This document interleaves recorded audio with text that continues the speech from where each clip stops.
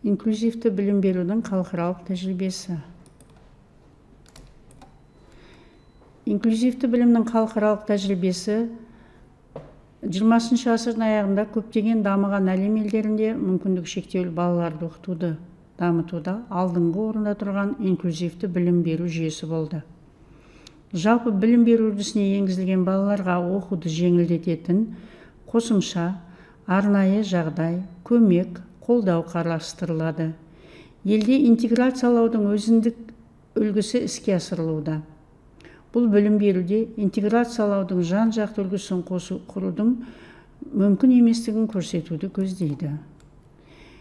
Инклюзивті білім беру идеясын таратуда ақпарат құралдарын қатысуын қамтамасыз ету, аймақтарда инклюзивті білім беру мәселесі бойынша үйлестіру кеңесін беру, мектепке дейінгі ұйымдарда инклюзивтік ортаны бейімдеу, мектепке дейінгі ұйымдарда мүмкіндігі шектеулі балаларды педагогикалық қолдау үшін пункттер құру, инклюзивті білім берудің халықаралық тәжірибесіндегі басты қағидалар болып есептелінеді.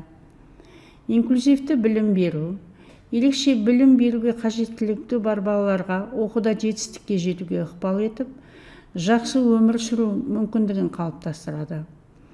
Осы бағытты білім беру жүйесіне енгізу арқылы балаларды адамгершілікке, ізгілікке, қайырымдылыққа және толеранттылыққа тәрбиелей аламыз. Қазіргі уақытта инклюзивті білім беруді дамытудағы нақты факторлар. Баланың психикалық дамуының динамикасын жүйелі түрде кезең бойынша бақылау мынадай процестерден тұрады. Бірінші, объективті және субъективті қиындықтар. Екінші, жалпы білім беру ұйымдарының бағдарламаларын меңгеру деңгейін анықтау. Үшінші, оқыту процесінде даму деңгейінде анықталған процесті жүргізу. Төртінші, баланың жақын даму аймағы мен актуальды аймағын анықтау. Жақын даму аймағына баланың айналасындағы оның ең жақын адамдары кіреді.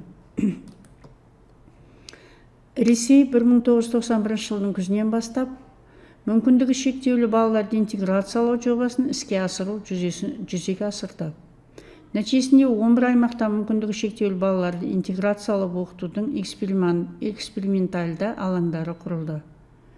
Мүмкіндігі шектеулі балалар мен педагогтардың жұмыс істеу мақсатында Ресей Федерациясының білім министрлігі педагогикалық жоғары оқу орындарының оқу жоспарына 1996 жылдың 1 қыркүйегінен бастап арнайы, яғни коррекциялық педагогика негіздері, мүмкіндігі шектеулі балалардың психологиялық негіздері деген курстарды енгізді. Кейіннен Ресей Федерациясының білім және ғылым министрлігінің айтуы бойынша 2008-2009 оқу жылдары инклюзивті білім беру үлгісі экспериментальды түрде көптеген білім беру мекемелеріне енгізілді.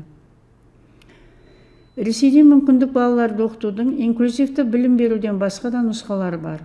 Арнайы мектептер мен интернаттар, коррекциялық мектептер, интернат үйлер.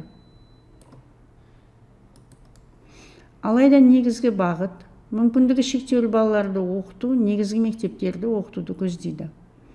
Яғни инклюзивті білім берудің өзінің негізгі мақсаты осы ерекше білім беруге қажеттілігі бар баланы қалыпты балалармен бірге оқыту болады. Бұл балалар қоғамға араласу керек болғандықтан, оларды әлеуметтік және білім беру қызметтеріне қосу керек деп есептегендіктен, инклюзивті білім беруді жүзеге асыру қажеттілігі туып отыр. Жалпы білім беру инициативасы бұл ақш-тың білім департаментінің арнайы білім беру туралы ұсынысы. Білім беруді дамытудың 2011-2020 жылдарға арналған бағдарламасына бірінші рет инклюзивті білім беруді дамыту қосылды. Бұл бағдарламада инклюзивті білім беру жүйесін дамытудың мынадай мәселелері көрсетілген. 2015 жылға қарай аталған міндетті шешу үшін мүмкіндіктері шектеулі балаларды біріктіріп оқытудың модульдік бағдарламалары, мүмкіндігі шектеулі балаларды жалпы білім беру ортада біріктіріп оқытудың нәтижесі, бұл міндетті шешудің негізгі себептері болып табылады. Яғни, инклюзивті білім беру жүйесі кездесіп отырған күрделі мәселе. Бұл қоғам тарапынан туып отырған теріс көзқарас проблемасын жою. Қоғамдағы теріс көзқарас дегеніміз, көптеген адамдар өздерінің балаларын, яғни қалыпты балаларын, қандай да бір ерекше білім беруге қажеттілігі бар, яғни дамуында қандай да бір ауытқушылығы бар балалармен бірге оқытуды қолдамайды. Яғни ата-аналар және қалыпты балалардың арасында ақпараттың аздығы, олардың қандай да бір дамуында ауытқушылығы бар баламен өзінің қалыпты баласының қатар отырғызу барысындағы осы инклюзивті білім беру, яғни қалыпты балалармен бірге оқыту барысындағы өзінің баласы үшін қорқынышы, немесе бала құқығын аяқ асты ету, осының барлығы даму мүмкіндігі шектеулі балаларға теріс көзқарасты дамытады. Яғни бұл жерде теріс көзқарас дегеніміз бұл балаларды кемсіту, яғни қалыпты балалар тарапынан немесе олардың ата-аналары тарапынан ерекше білім беруге қажеттілігі бар баланы ерекше көзқараспен қарау қалыпты жағдайға бұрыннан енген.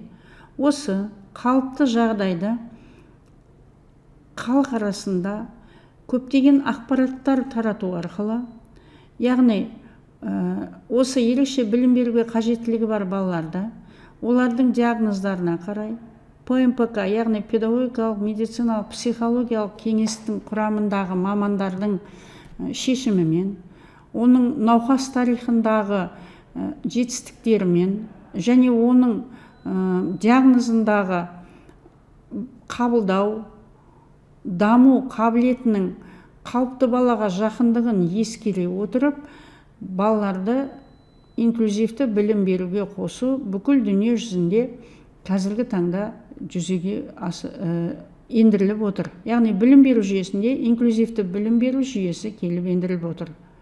Бұл бір жағынан арнайы оқу әдістемесінің жоқтығы кішкене қиындықтар туғызады. Дегенмен, қазіргі таңдағы жұмыс жасап жатқан арнайы педагогтар және соңғы жылдардағы педагогикалық жоғарғы оқу орындарының барлығында дерлік, яғни барлық мамандықта дерлік, инклюзивті білім беру курстары 3 кредит көлемінде енгізіліп, балаларға, болашақ педагогтарға толығымен жұмысты қалай жасау керектігі жөнінде, яғни ерекше білім беруге қажеттілігі бар балалардың даму ерекшеліктеріне қарай олармен әрқайсымен жеке-жеке қалай жұмыс жасау керектігі жөнінде және ерекше білім беруге қажеттілігі бар балалардың дамудың жақын аймағымен, яғни психолог ғалым Выгодскийдің көрсетуі бойынша